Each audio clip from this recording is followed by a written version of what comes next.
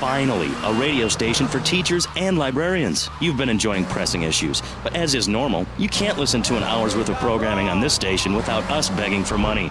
It's the bi-daily begathon here on VCPR, where we hold your favorite shows hot.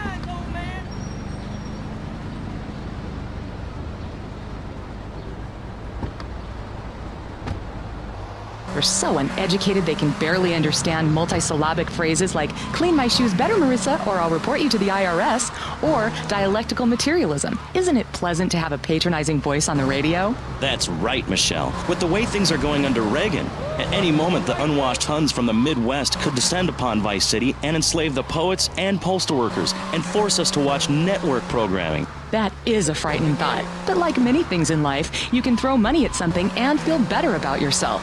VCPR is your public radio station, but you have to open your wallets. That's right. If you pledge at the $1,000 level, you'll get tickets for In the Future There Will Be Robots at the Vice City Arts Center. People who see that show say it's difficult to put into English. That must mean it's spectacular. Yes, but if you don't give money to VCPR, we could be thrown back to the Stone Age. Liberals will be set on fire in the streets. Give now. Let's return to prep.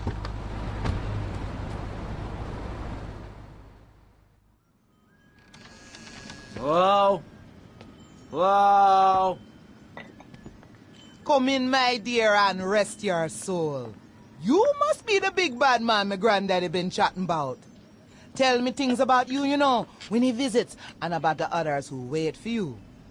Now, we all dead from long time, but you, I wouldn't want to be in your shoes.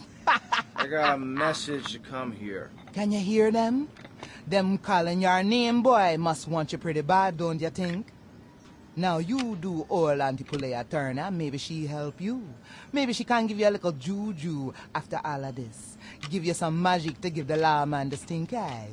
Look, this is all very, give me what?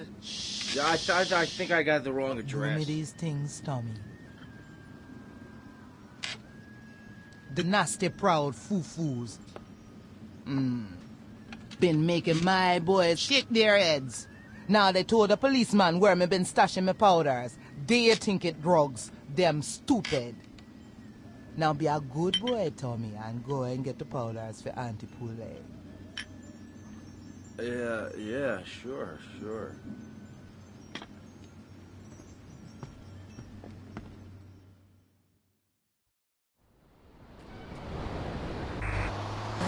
Audio cassettes are sold around the world. He is Valhalla's finest deity and motivational speaker, Thor. Hi. Hello, Amy. I'm happy to be here. It's been a long journey. Yeah. Now, I don't know much about you. I mean, I read Beowulf. Well, I didn't, but I...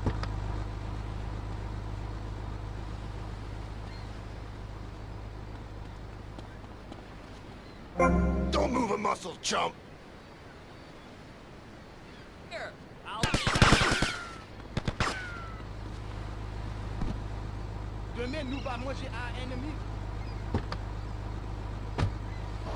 Learned. Of course, then he died of the green plague. There are some Vikings that are a bloodthirsty lot, yes, but no more than anyone else, really. We're a nomadic people, Amy. We have cold fire in our souls. Ye have that fire too, Amy. You've just lost it since you've... Mostly non-violent, though many of the Vikings traveled to Scotland. And mind you, anyone who goes there will turn bloodthirsty. You can't understand what the lot are saying. It's all a Thor, Recklin, a boot, Diné. It's enough to make you want to burn a village to the ground. That's why, in my cassette series, I talk about the importance of communication. You see, Amy, men and women...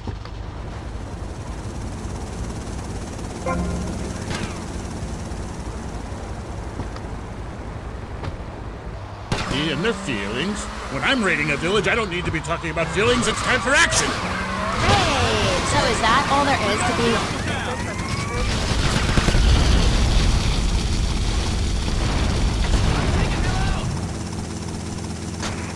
One in with a double-handed battle axe. What's holding you back, Amy? In Chapter 3 of my book, I talk about listening to the bloodthirsty water spirit.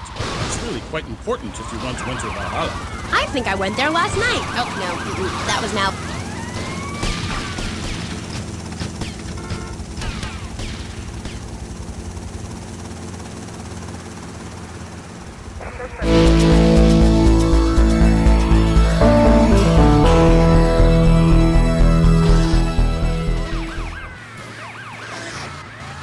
2 AD or something. Mind ye tongue, wench, lest I cut it out. Deep down, all of you listening to me say, Thor, yes, I'd like to unleash the Viking within. Maybe you go camping once a year or hunting and wonder why it feels so natural. That's because it is! Too much of this denying your instincts. Men shaving. You know, deep down in the pit of your soul, you wish you could crouch in the grass with flies biting your face, afraid to move for fear of alerting the beasts, covering yourself with yak urine to thwart your spell. Then, a beast draws close. You bounce, bringing your battle axe on its skull. Man and animal at that moment, one and the same in a terrible beauty. Then you drag the carcass back to camp and celebrate by eating its heart. Some people, they only do this once in a lifetime. I do this every day, and so can you. All it takes is some positive thinking. Just attend my Unleash the Norse Within weekend. When you are finished, you will say, I am a god. Nobody can stop me. I crush my enemies and dance on their funeral pyres. This is very helpful for living in suburbia, Amy, and I should know. I really don't understand how. Oh, it's very helpful. Maybe a neighbor is tossing his leaf clippings on your lawn, or looking at your woman, or harboring desires regarding your longboat. You enslave his children, set his house on fire, he shall not bother you again. It must be nice to have you as a neighbor, not. I live in no place longer than needed to fulfill my goals, taking slaves, valuables, and food. Goal setting is very important, Amy, not just in football. You're very weird and creeping me out a bit, but whatever. No weirder than anything else. So, what do you think of Vice City? Ah, I like it very much. Your women here are prepared for battle. They are large, not like those scrawny things to the north. A woman who eats well provides for her man. You cannot...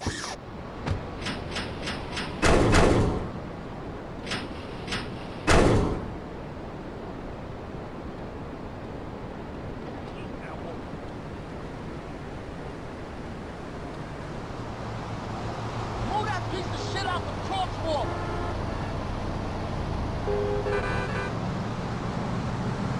Yo, my man, you blocking up the street!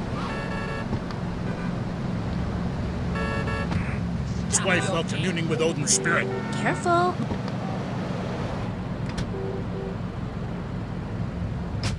Oh, wearing these animal hides does get a bit itchy. Okay. You never answered my question. What do you think of Vice City? Your land and people have a lot in common with mine. You see, we too fled our homes due to lack of food, overpopulation, and the bitter cold. And, mind ye, darting out to raid passing ships is fine, but we needed a new...